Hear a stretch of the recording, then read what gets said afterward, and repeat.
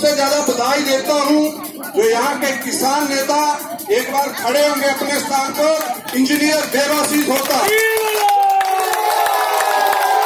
जोरदार तालियों से इनका स्वागत करिए।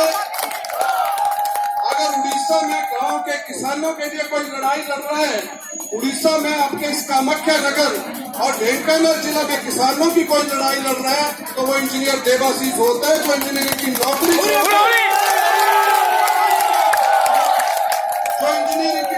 छोड़कर गरीब किसानों की लड़ाई प्रशासन के साथ लड़ रहे हैं, प्रदेश के पदाधिकारियों के साथ ये पूरी लड़ाई लड़ते हैं। और मैं आप लोगों को आश्वासन देता हूँ कि इस तरह का नेतृत्व जब इस क्षेत्र को मिलेगा तो एक बहुत बड़ा परिवर्तन किसानों के लिए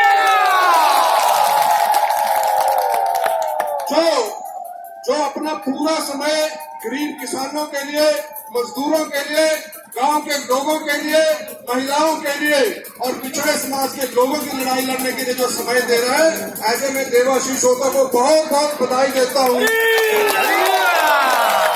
और प्रदेश भारतीय जनता पार्टी के सीनियर नेतृत्व ने भी देखा है कि किस तरह से जाके बूथ के ऊपर जाके गांव-गांव में जाके छोटी छोटी योजनाओं का लाभ हमारे गरीब किसानों को मिले, मजदूरों को मिले। और सारी लड़ाई को देवाशीष जी लड़ रहे हैं। मैं इस मंच से बहुत बहुत बधाई देता हूँ कि उनके जो संघर्ष है वो जीत में बदलेगा,